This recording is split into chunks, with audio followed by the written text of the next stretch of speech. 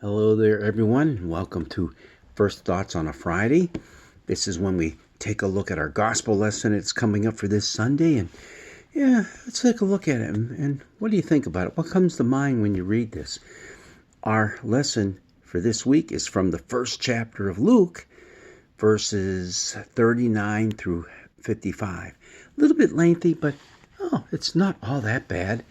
And it's actually part of our Christmas story. It's what the events leading up to the birth of Jesus.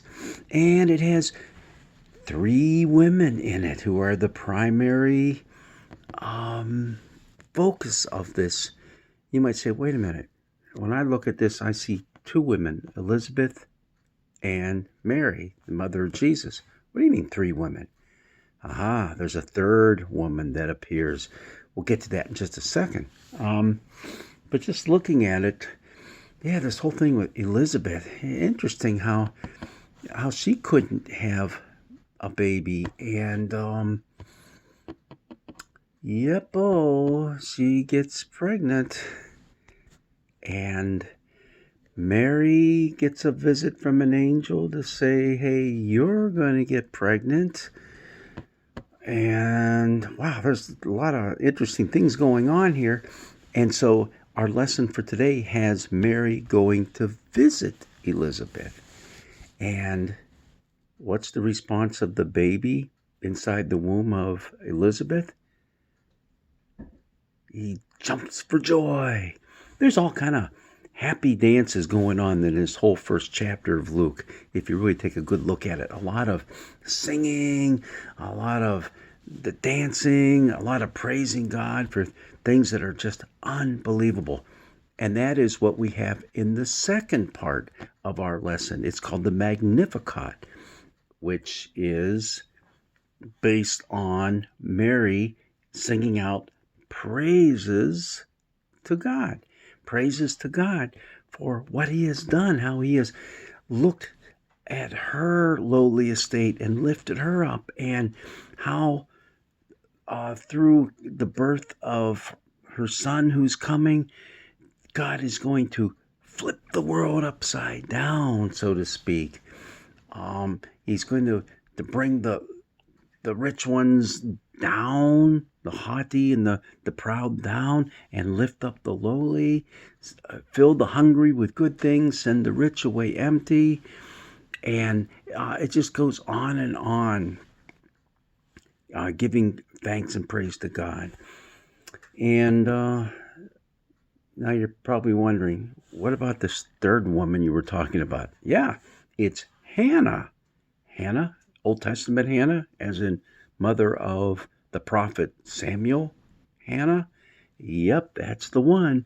You see, Mary's song echoes Hannah's song. And if you look it up in 1 Samuel chapter 2, you'll see it right there in front of you, where Hannah had been unable to conceive. And her husband, Elkanah, said, oh, don't worry about it. We've had a good life and a good marriage and all this. That. No. She wanted to really bear a son for him, to give him a descendant. But God answered her prayer, and it happened. And she bursts out into song. And the song that she sang, that Mary sang, they're basically the same. Carry through a lot of the same themes, end up in the same place. So it's kind of neat to see God at work in the lives of these women to bring healing, hope, salvation to a hurting people called Israel, but also to a hurting world. Just kind of neat to see that happening. One of the things that also comes out here is, and I found this in one of the commentaries, is that if you notice with Mary, when she's singing, everything is in the past tense, like it's happened, and it's a particular kind of past tense. It's the aorist, which means it is done, it is complete. Well, Jesus wasn't even born yet, so how could all this be done and be complete? That's part of what we live with. It's been done in Christ, but it's not quite complete yet. We live in that it's been done and it has happened, but we're not quite there, that in-between time. But it is the fulfillment of God's promises for his people that he would never leave them, never abandon them, and would be there for them in the end. In the end, God wins. They are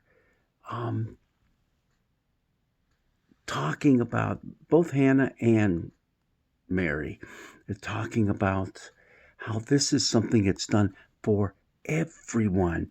Yeah, God had blessed them individually, being those who would bear very important people in the history of Israel, in the history of salvation. But it's just not the blessings are going toward them, going toward all of us. All of us. They sing a song, both of them. And what do we do during Advent as we're waiting for Christmas to come? We sing plenty of songs too. And I know not all of them are religious, but they are songs that lift up our spirits as well as we prepare for family and friends and gifts under the tree, but also as we prepare for the coming of Jesus and the reality of his love, his grace, his forgiveness in our lives and in the lives of every single person in this world. Wow. And another thing, just as Hannah and Mary participated in bringing about this salvation plan of God in effect to the world in their own time periods, what about you and me? I think we are part of that same process. You and I are now called to lift up the lowly and to do some finger wagging, I think, from time to time to those who are high and exalted, saying, hey, what about the commands that we've all been given? Love one another as I have loved you. Yep, Christmas is almost here. Jesus is almost here. Jesus is here. Let's celebrate. Let's do a happy dance, just like John the Baptizer did in his mother's womb. Let's shout for joy, just like Mary did in her song of praise that we call the Magnificat. God's blessings be with you.